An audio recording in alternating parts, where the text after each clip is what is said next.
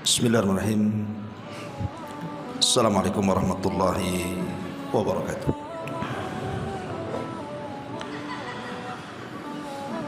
Innal hamdalillah nahmaduhu wa nasta'inuhu wa nastaghfiruh wa na'udzu billahi min syururi anfusina wa sayyiati a'malina. May yahdihillahu fala mudilla lahu wa man yudlil fala hadiya lahu. Asyhadu an la ilaha illallah wahdahu rabbi la syarika lahu wa asyhadu anna Muhammadan abduhu wa rasuluhu alladzi la nabiyya ba'da. Amma ba'du. Alhamdulillah, di malam hari ini kembali kita bisa duduk untuk berthalabul ilmi, dan kita masih melanjutkan kajian kita membahas kitab Syarhus Sunnah li Imami Ahli Sunnati wal Jamaah Al-Imam Al-Barbahari rahimahullahu ta'ala. Dan malam ini kita masuk pada perkataan beliau, qala al-muallif rahimahullahu ta'ala, was-sunnatu an tashhada lil asharati alladhina syahida lahum Rasulullah sallallahu alaihi wasallam bil jannah annahum min ahlil jannati la syakka fihi wa la tafarrada bis salati ala ahadin illa Rasulullah sallallahu alaihi wasallam wa ala alihi faqat. Wa ta'lam anna Utsman qutila madluman wa man qatalahu kana zaliman. Termasuk di antara usul ahli sunnah wal jamaah adalah Anda harus memberikan persaksian kepada 10 orang-orang yang disaksikan Nabi SAW dengan surga. Sesungguhnya mereka termasuk penduduk surga, tidak ada keraguan di dalamnya.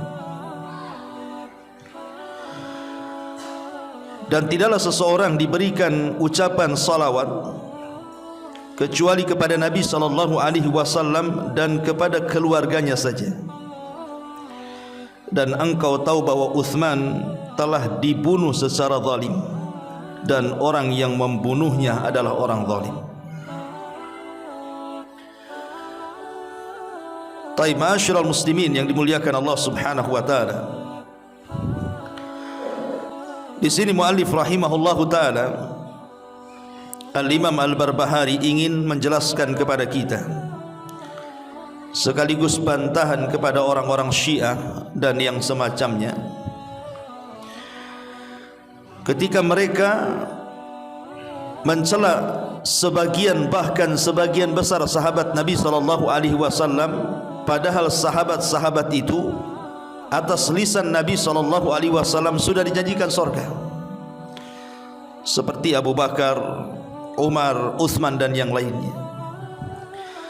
Makanya Imam Barbahari di sini ingin mengatakan bahwa termasuk usul sunnah, kita harus mempersaksikan apa yang disaksikan Nabi, bahwa di sana ada sahabat-sahabat dan jumlahnya 10 sahabat yang dihabar gembirakan masuk surga, dan mereka termasuk penduduk surga.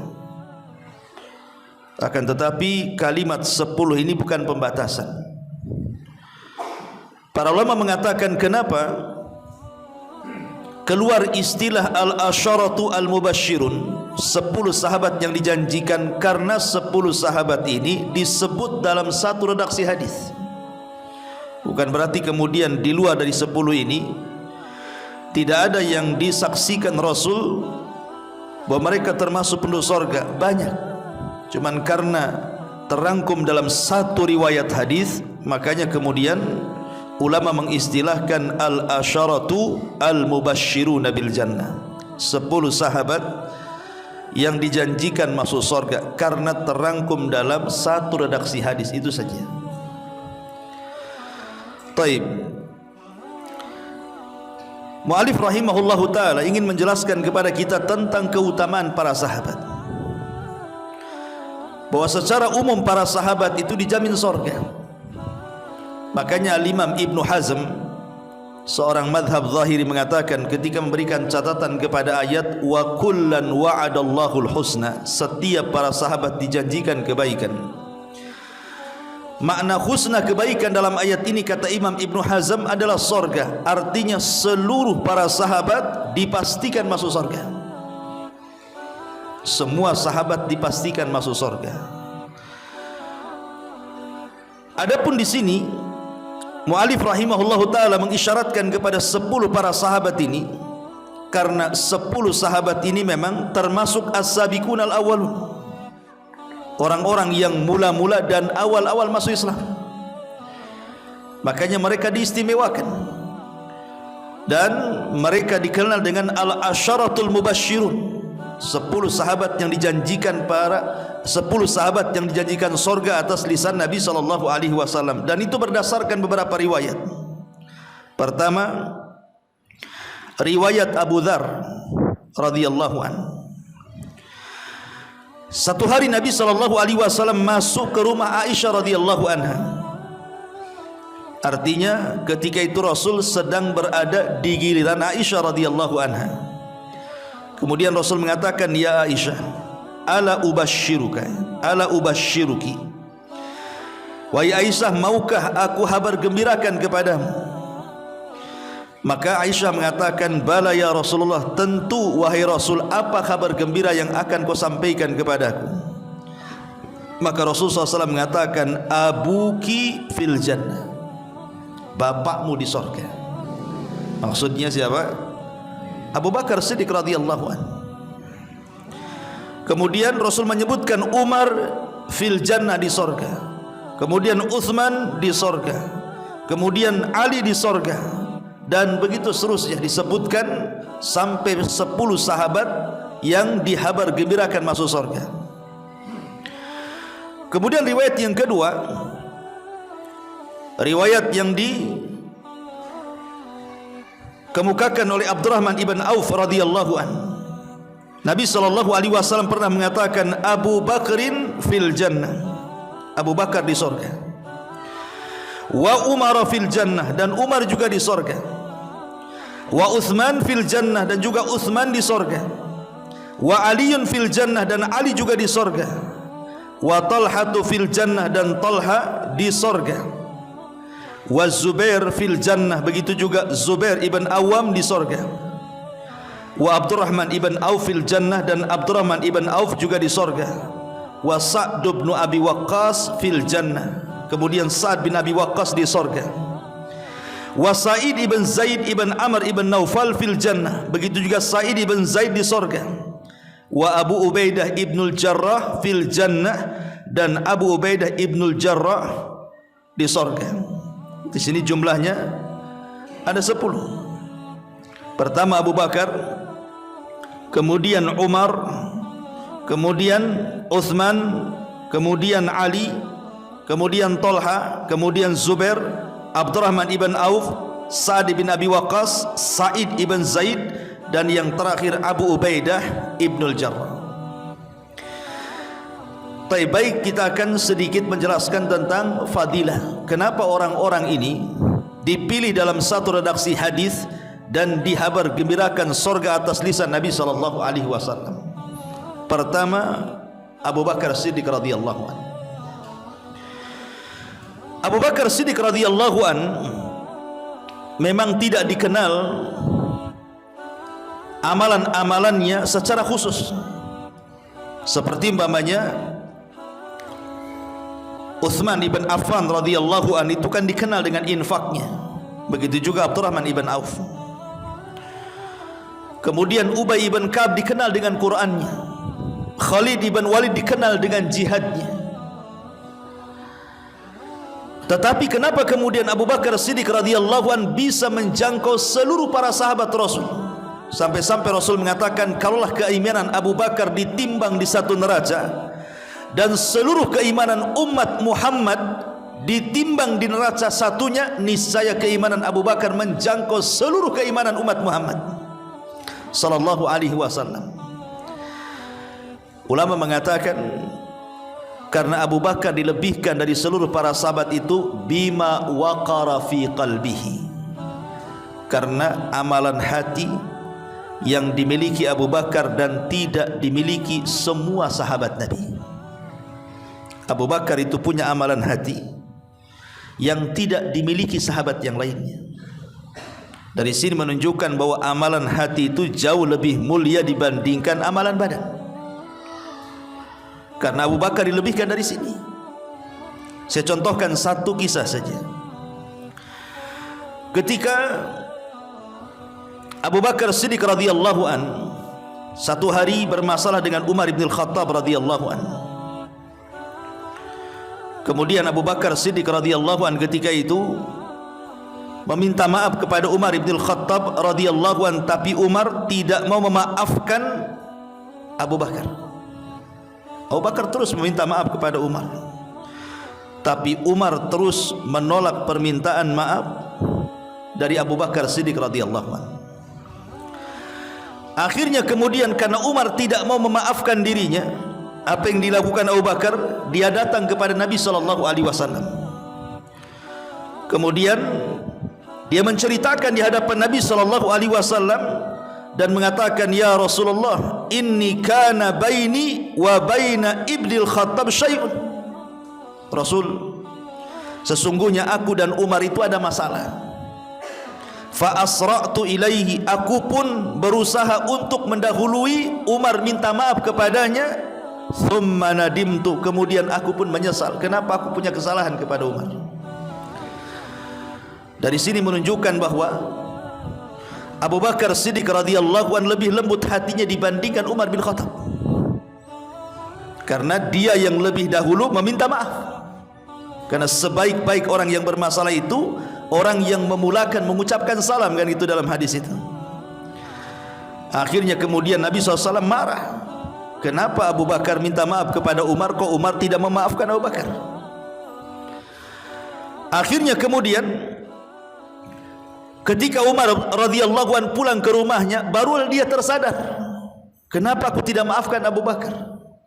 Dari situ kemudian dia pun mencari Abu Bakar ke rumahnya, tapi tidak ketemu. Kemudian dia tahu pasti Abu Bakar menghadap Nabi. Maka Umar pun kemudian mencari Abu Bakar di tempat Nabi sallallahu alaihi wasallam.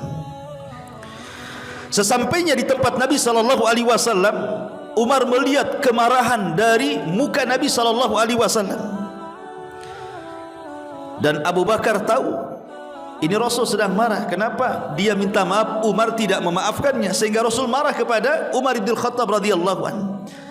Maka kasihanlah Abu Bakar kepada Umar. Sekali lagi dia membela Umar dan mengatakan, ya Rasulullah, inni kuntu adlam. Rasul, jangan kau marahi Umar, aku yang salah, aku yang telah berbuat zalim kepadanya. Akhirnya kemudian Nabi SAW mengatakan di hadapan Abu Bakar dan Umar radhiyallahu an, innallaha ba'athani ilaikum fakultum kadzab. Qala Abu Bakrin sadaq. Umar, ingat dulu sebelum kalian masuk Islam, Allah mengutus aku kepada kalian. Abu Bakar mengatakan engkau benar, tapi engkau mengatakan engkau dusta. Dari sini Nabi SAW ingin membela Abu Bakar, kan itu. Dulu sebelum ada orang masuk Islam, aku berusaha mengajak kalian kepada Islam, tapi kalian mengatakan kepadaku, kau pendusta wahai Muhammad. Kecuali Abu Bakar mengatakan, sadaqta, engkau benar. Kemudian Nabi SAW mengatakan, fahal antum tarikuli sahibi, kenapa kalian tidak memberikan uzur kepada saudaraku? Maksudnya Abu Bakar Siddiq radhiyallahu anhu. Dari sini ada pembelaan Nabi kepada Abu Bakar Siddiq radhiyallahu anhu, dan di sini ada satu sifat Abu Bakar yang tidak dimiliki manusia yang lainnya. Beliau mudah memaafkan, ya, dan beliau sangat lembut hatinya. itulah yang kemudian para ulama mengatakan kenapa Abu Bakar dilebihkan dari para sahabat yang lain, karena bima waqara fi qalbihi, karena dia punya amalan hati yang tidak dimiliki orang lain, kelembutan yang luar biasa. Makanya Abu Bakar dikenal bakaan orangnya. Ketika Nabi SAW sakit, kemudian datang kepada Aisyah radhiyallahu anha meminta agar ayahnya menjadikan imam pengganti dia salat. Apa kata Aisyah? Rasul, jangan kau perintahkan bapakku, karena dia bakaan, orangnya suka menangis. Jadi kalau solat itu tangisannya lebih kencang dibandingkan bacaannya. Perintahkan Umar saja. Tapi Rasul mengatakan tidak, muru Aba Bakrin bi an yusalliya bin nas. Tidak, perintahkan Abu Bakar solat dengan manusia. Ma'asyiral muslimin yang dimuliakan Allah Azza wa Jalla, ini sekelumit dari keutamaan Abu Bakar. Kalau lebih luas lagi, yang luar biasa Abu Bakar itu, dia orang yang pertama masuk Islam dari kalangan orang dewasa. Dia juga teman Nabi SAW sebelum masuk Islam, setelah masuk Islam, dalam hijrah, dalam peperangan, bahkan kuburannya juga di samping Nabi SAW. Jadi luar biasa kalau kita cerita tentang biografi Abu Bakar Siddiq radhiyallahu anhu. Kemudian yang kedua, setelah Abu Bakar Siddiq radhiyallahu anhu adalah Umar ibn al-Khattab radhiyallahu anhu. Cukuplah doa Nabi SAW di permulaan dakwah Rasul. Rasul melirik dua manusia yang dianggap mulia dalam kaumnya. Pertama, Amr ibn Hisham atau dikenal dengan Abul Hakam atau dikenal dengan Abu Jahal. Yang kedua, Umar ibn al-Khattab radhiyallahu anhu. Di mata Nabi, dua orang yang mulia ini, yang dimuliakan kaumnya, kalau sempat masuk Islam maka akan memuliakan Islam. Makanya Nabi SAW berharap imma Abu Jahal yang masuk Islam atau Umar ibn Khattab yang masuk Islam. Nabi SAW berdoa, Allahumma izzal Islam bi umaraini, ya Allah muliakan Islam dengan dua Umar. Maksudnya satu Umar, maksudnya Amr ibn Hisham, dan Umar satu maksudnya Umar ibn Khattab. Tapi Allah hanya kabulkan satu dan Allah talak yang lainnya. Allah kabulkan siapa? Umar bin Khattab. Dan Allah tidak kabulkan Amr ibn Hisham atau Abul Hakam atau Abu Jahal. Dari sini menunjukkan bahwa keutamaan Umar ibn Khattab radhiyallahu an, dia terkena doa Nabi SAW bahwa Islam akan dimuliakan dengan Umar. Dan betul, setelah Umar masuk Islam, apa yang terjadi? Kejayaan Islam mulai menyeruak ke atas. Karena ketika itu tidak ada orang yang berani ibadah secara terang-terangan kecuali setelah Umar masuk Islam, kan itu. Baru banyak para sahabat yang berani ibadah terang-terangan. Sebelumnya mereka bersembunyi di rumah Arqam bidari Arqam tuh. Tapi setelah Umar masuk Islam, mulailah sebagian mereka berani menampakkan diri mereka, menampakkan keislaman mereka di hadapan orang-orang kafir Quraisy. Kenapa? Ya bahasa kitanya kan ada backing lah gitu ya. Ada Umar bin Khattab radhiyallahu anhu. Dan yang luar biasa lagi adalah ketika Nabi SAW satu hari sedang memberikan semacam pengajian di tengah-tengah para ummahat, tiba-tiba Umar datang. Semua perempuan tiba-tiba yang di rumah Rasul itu ketakutan dan bersembunyi di balik dinding. Kemudian Umar radhiyallahu anhu heran, kenapa wanita-wanita itu takut kepada dia dan tidak takut kepada Nabi.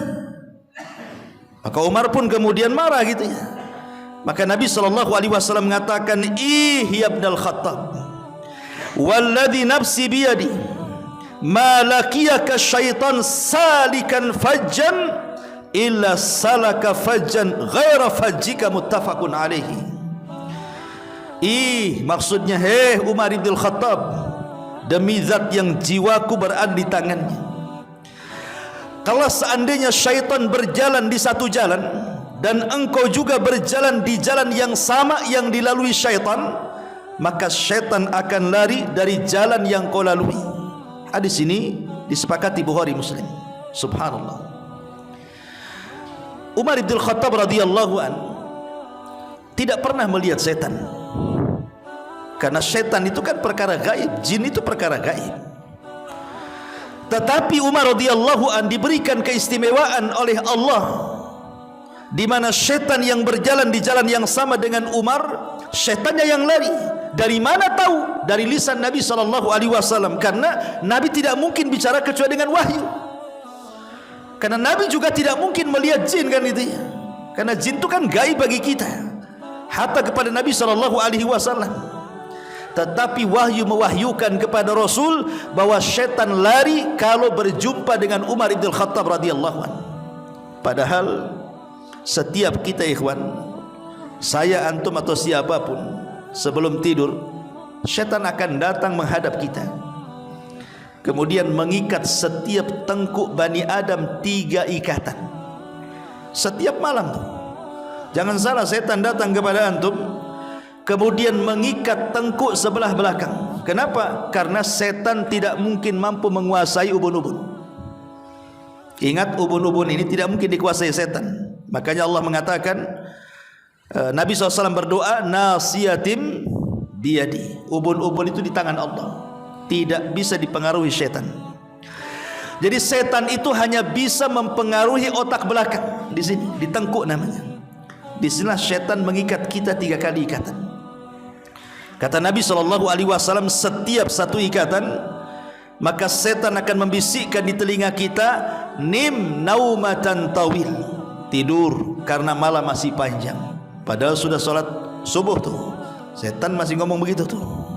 Subuh udah lewat, tidur, malam masih panjang. Iyalah, karena mungkin juga lampu digelapkan, kan itu ya, pintu jendela ditutup, hujan pula, kan itu ya. Ya, paslah gitu ya, masalah malam masih panjang.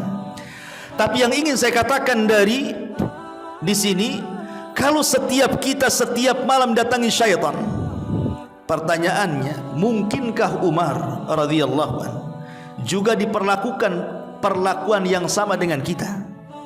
Sementara setan ketemu saja takut dengan Umar, kan itu. Dari sini menunjukkan bahwa ada keistimewaan Umar, bahwa dia tidak pernah didekati syaitan. Karena setan aja mau ketemu aja satu jalan, setannya yang lari, kan itu. Dan ini keistimewaan yang luar biasa yang Allah Subhanahu wa taala berikan kepada Umar ibn Khattab radhiyallahu anhu. Bahkan Nabi SAW pernah mengatakan, kaulah ada nabi sepeninggalku, maka Umarlah orangnya. Coba Rasul mengatakan, lau kana ba'di nabiyyun lakana Umar ibn Khattab. Kalau seandainya ada nabi sepeninggalku, Umarlah orangnya. Kenapa Nabi sampai mengatakan seperti itu? Coba. Karena Umar ini dalam sejarah dikenal mulham. Mulham itu dia kalau ngomong itu selalu dikuatkan turunnya wahyu.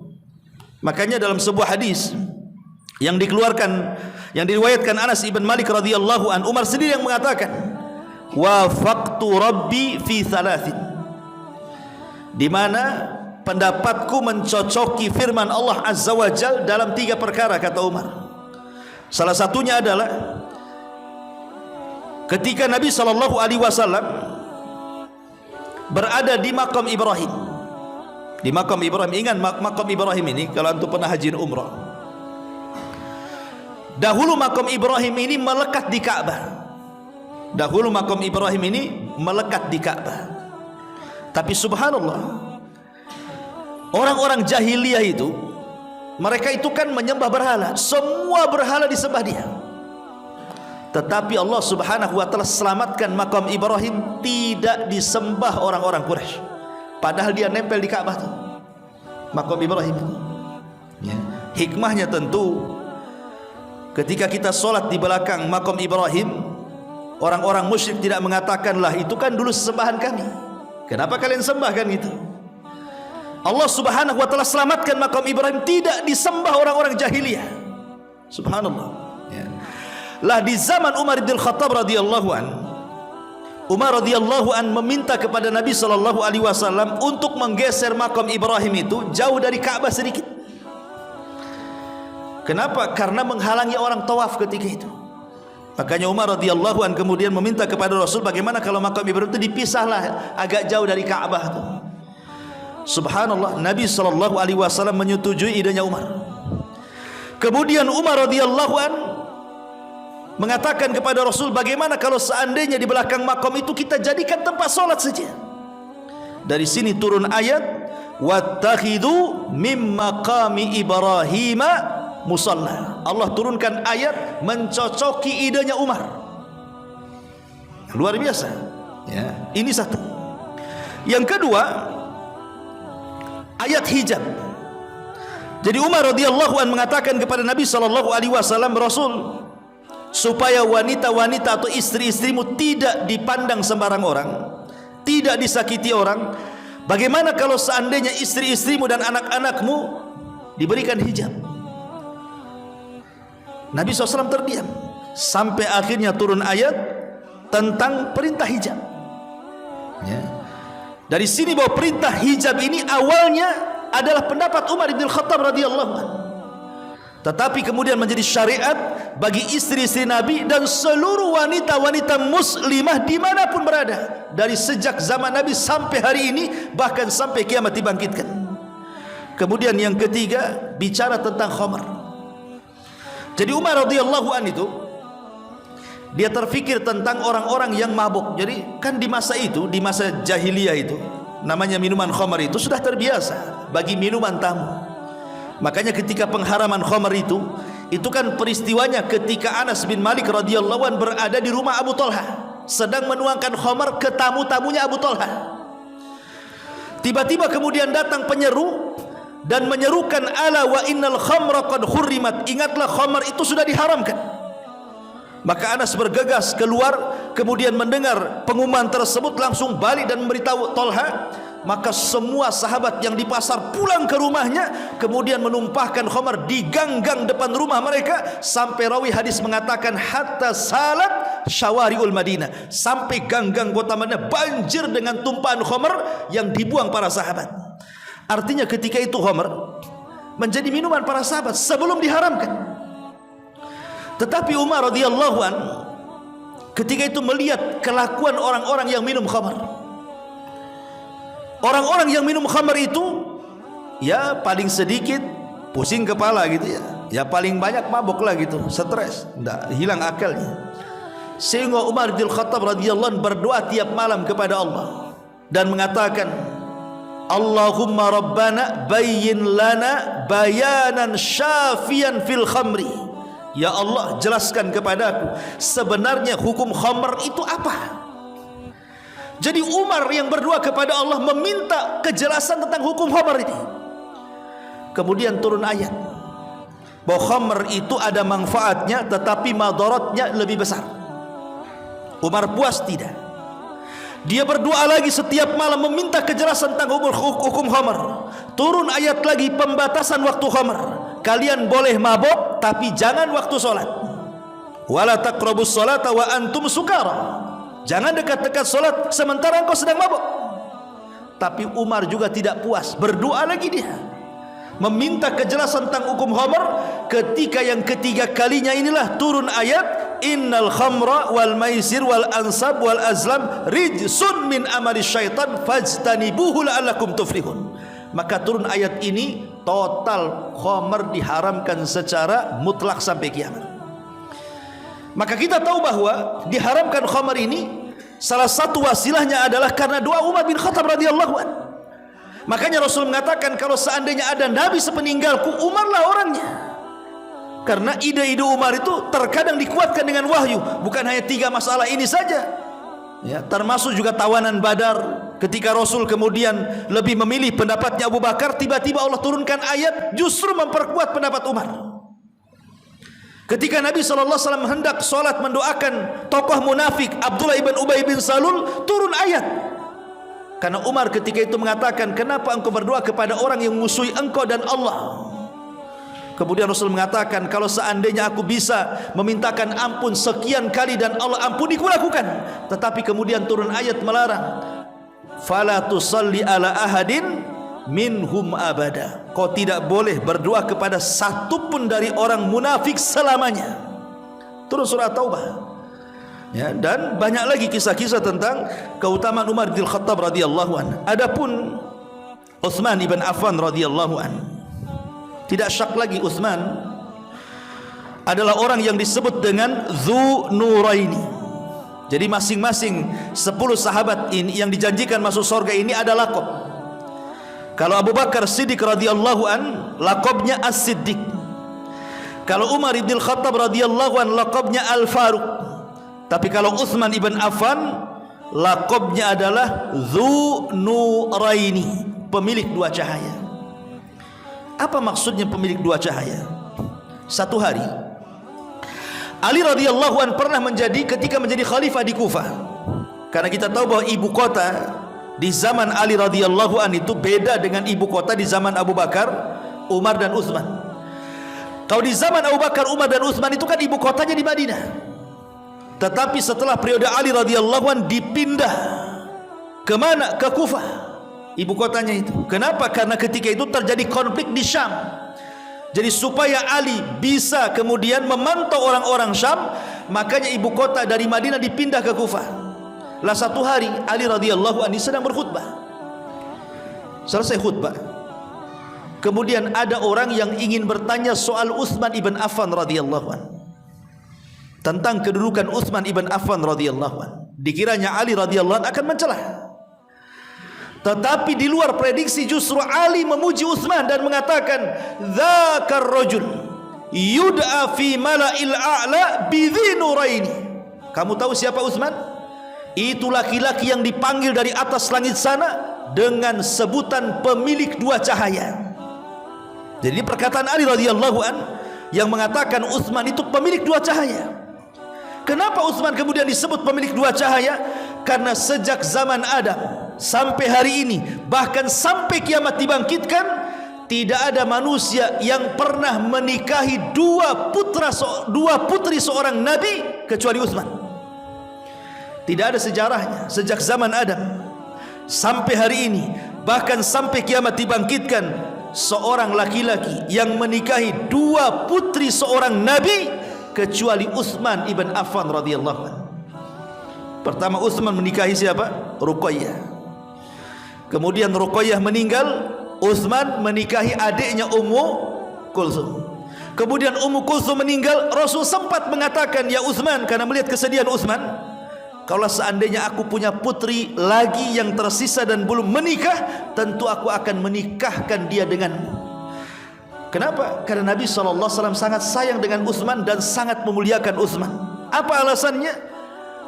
Satu hari Nabi itu sedang duduk, betisnya tersingkap.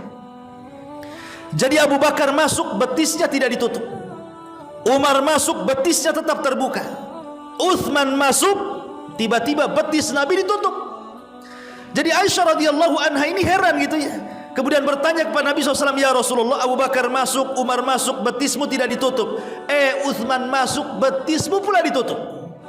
Ini jawaban Nabi SAW.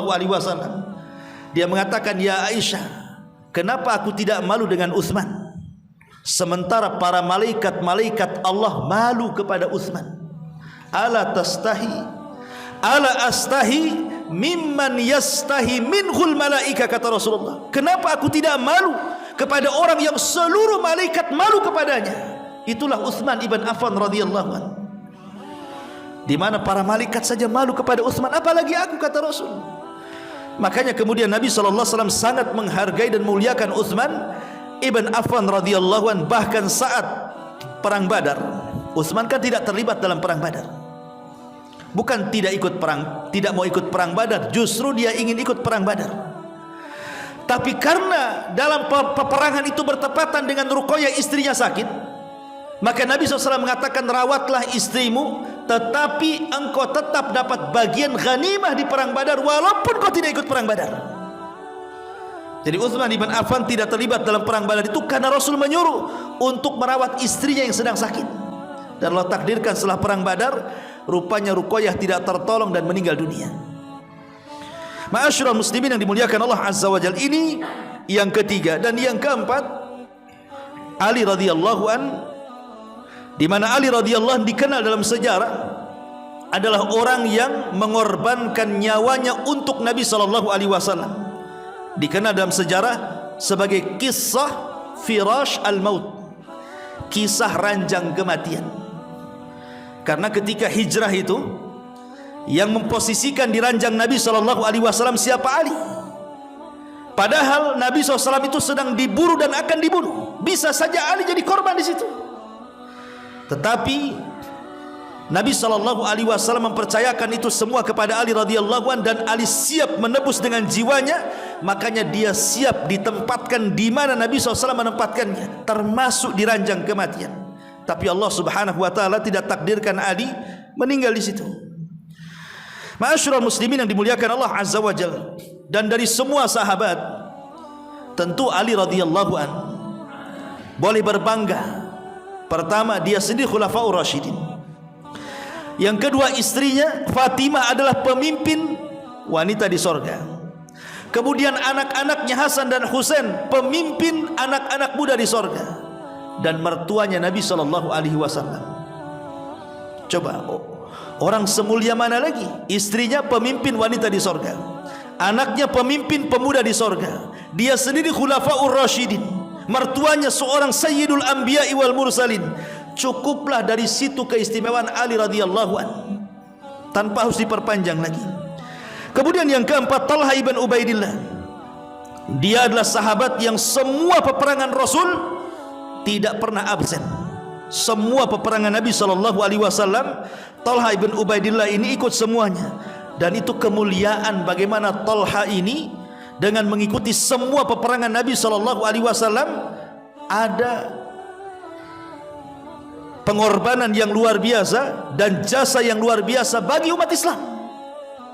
Karena kalau bukan karena Allah Subhanahu wa taala, kemudian para sahabat yang awal-awal yang kemudian berjuang dalam Islam, tentu Islam tidak tersebar kepada kita kan itu. Makanya kemudian juga di antara keutamaan Talha ibn Ubaidillah adalah dia mengikuti seluruh peperangan Nabi SAW.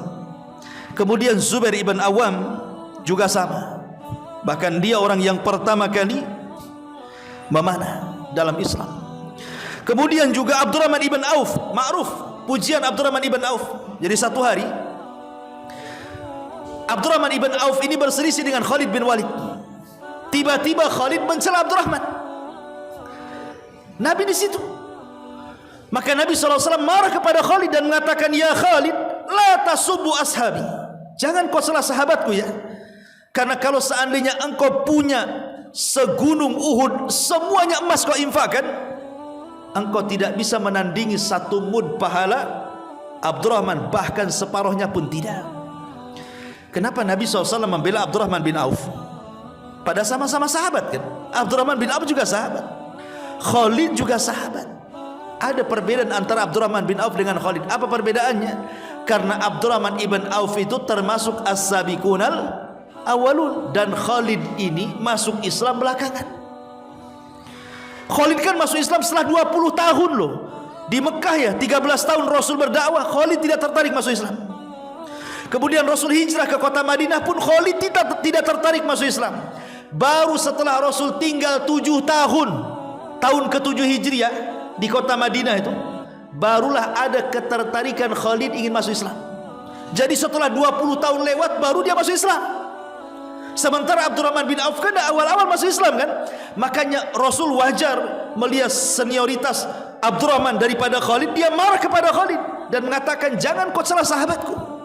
Karena kalau engkau punya gunung Uhud berupa emas kau infakkan, kau enggak akan sebanding satu mud, bahkan separuhnya pun dengan Abdurrahman bin Auf." Dan ini cukup pujian Rasul kepada siapa? Abdurrahman ibn Auf. Lalu pertanyaannya, kenapa Khalid ibn Walid? Dia tidak sebagaimana rekan sejawatnya masuk di permulaan Islam. Kenapa setelah 20 tahun dia masuk Islam? Khalid bin Walid menceritakan kepada Abu Bakar Siddiq radhiyallahu anhu ketika ditanya, "Kenapa engkau tidak masuk Islam di awal-awal ya Khalid?" Kata Khalid, "Masalahnya begini. Ketika di permulaan Islam, Khalid ini masih gandrung dengan siapa? Dengan Abu Jahal, dengan Al-Walid, dengan Umayyah, dengan tokoh-tokoh Quraisy itu. Khalid itu masih bergandrung kepada mereka, memuji mereka, sehingga hatinya tertutup. Baru setelah para pembesar ini mati semuanya, Abu Jahal mati, Al-Walid mati, Umayyah mati, dan semua para pembesar mati, dialah yang menjadi pembesar. Baru ketika itulah dia terpikir soal Islam, baru terbuka. Dari sini ada bahaya fanatisme atau fanatik kepada pemahaman nenek moyang. Karena yang menghalangi Khalid tidak masuk Islam itu karena fanatik dengan ajaran nenek moyang. Makanya paling sulit orang berdakwah kepada orang kalau sudah fanatik itu.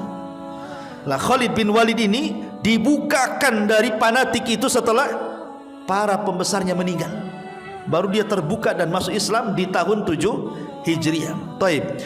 Kemudian yang selanjutnya Sa'ad bin Abi Waqqas. Sa'ad bin Abi Waqqas ma'ruf. Dia seorang sahabat Nabi SAW, termasuk orang-orang yang as-sabiqun al-awwalun, dan ada sejarah tersendiri saat masuk Islamnya. Sampai turun surah Luqman. Ketika Sa'ad bin Abi Waqqas ini masuk Islam, kan ibunya masih kafir. Bahkan ibunya mengancam, Sa'ad, kalau engkau tidak murtad, aku akan bunuh diri. Dengan cara apa? Aku tidak akan makan. Akhirnya kemudian ibunya sama sekali tidak makan selama 3 hari. Bayangkan, makan, tidak makan 1 hari saja kita sudah gemetaran tuh. 3 hari tak makan, apa tidak pingsan? Tetapi kondisi seperti ini tidak menggemingkan keislaman Sa'ad bin Abi Waqqas. Padahal melihat ibunya sudah meregang nyawa itu karena tidak mau makan kan. Tapi dengan keteguhan Islamnya Sa'ad bin Abi Waqqas ini, dia datang kepada ibundanya dan mengatakan, wahai ibunda, seandainya Allah takdirkan Allah berikan kau 100 nyawa, anggaplah Allah berikan 100 nyawa kepada badanmu. Kemudian kau keluarkan satu-satu nyawa itu, habis mati hidup lagi, habis mati hidup lagi, sampai 10 kali, 100 kali. Memaksa aku agar aku meninggalkan agama Islam, demi Allah, ma taraktu hadzal din, aku tidak mungkin meninggalkan agama yang mulia ini. Kemudian Sa'ad bin Abi Waqqas mengatakan, wahai ibunda, kalau engkau ingin makan silahkan makan, tidak makan pun tidak ada masalah. Saya tetap akan beragama di atas agama Muhammad SAW. Akhirnya belakangan makan juga ibunya, lapar kan gitu. Karena anaknya juga tak mau murtad masalahnya. Tapi dari sini kita bisa melihat keteguhan Khalid, keteguhan siapa? Sa'ad bin Abi Waqqas, mempertahankan Islam walaupun harus berhadapan dengan orang tuanya. Termasuk juga siapa? Termasuk Abu Ubaidah ibnul Jarrah yang ke-9. Ini pun sama kasusnya, berhadapan dengan orang tua. Cuman masalahnya Abu Ubaidah ibnul Jarrah ini bukan dengan ibunya, tapi dengan bapaknya. Makanya saat perang, terjadi peperangan, lah bapaknya Abu Ubaidah ibnul Jarrah ini rupanya di barisan Abu Jahal. Sementara Abu Ubaidah ibnul Jarrah ini di barisan Nabi SAW. Saat terjadi pertempuran tuh, bapaknya memang ngincer si anaknya ini, Abu Ubaidah ini. Setiap ketemu Abu Ubaidah menghindar, setiap ketemu Abu Ubaidah menghindar, sampai ketika ayahnya berhadapan dengan Rasul, ini tidak bisa. Makanya Abu Ubaidah ibnul Jarrah mengatakan kepada Rasul, biar aku yang menghadapinya. Allah takdirkan di tangan Abu Ubaidah lah ayahnya meninggal dunia. Lah ketika ayahnya meninggal dunia di tangan anaknya nih, wah, isu sahabat macam-macam. Abu Ubaidah membunuh bapaknya, telah hilang semua amalannya, gugur semua pahalanya, pokoknya macam-macam, karena dia sudah membunuh orang tuanya sendiri. Maka Abu Ubaidah mengatakan, aku loh tidak membunuh bapakku, aku hanya membunuh kesyirikan yang ada dalam bapakku, katanya. Kemudian setelah itu dia menangis setiap hari, sampai Nabi SAW akhirnya turun ayat, la tajidu qauman yu'minuna billahi wal yaumil akhir yuwaduna man hadallah wa rasulahu walau kanu ulil qurba ila akhiril ayat. Engkau tidak akan mendapati sebuah kaum yang mereka beriman kepada Allah dan Rasulnya, berkasih sayang dengan musuh-musuh Allah dan Rasulnya. Turun ayat ini kepada siapa? Kepada Abu Ubaidah ibnul Jarrah, bahwa perbuatannya tidak disalahkan. Ya, termasuk yang terakhir Sa'd bin Zaid, dia adalah suami daripada saudari Umar bin Khattab radhiyallahu an, Fatimah, dan dia adalah anak paman Umar bin Khattab radhiyallahu an. Inilah 10 sahabat yang dijanjikan masuk surga. Sebenarnya banyak lagi. Sekali lagi disebut 10 ini karena disebutkan dalam satu redaksi hadis. Di sana ada Ukasha ibn Mihsan, juga dijamin masuk surga atas lisan Rasul. Kemudian Abdullah ibn Salam, kemudian juga Thabit ibn Qais, kemudian Harithah ibn Suraqah, kemudian Amr ibn Thabit, kemudian Bilal ibn Rabah, kemudian Hasan, Husain, Fatimah, kemudian juga Aisyah radhiyallahu anha, kemudian Ummu Haram, Ummu Ammarah, Ummu Ruman, Ummu Aiman, dan banyak para sahabat termasuk Amr ibn Jamu, kemudian Ja'far ibn Abi Talib, termasuk Usairim yang tidak pernah sujud kemudian mati syahid dan Allah masukkan ke dalam surga. Jadi banyak para sahabat yang tidak disebutkan dalam satu redaksi hadis dari keluar dari 10 mubasysyirina bil jannah, tetapi mereka juga direkomendasikan Rasul atas lisan Rasul bahwa mereka termasuk penduduk surga. Subhanakallahumma bihamdika asyhadu an la ilaha illa anta astaghfiruka wa atubu ilaik. Allahu ta'ala. Assalamualaikum warahmatullahi wabarakatuh.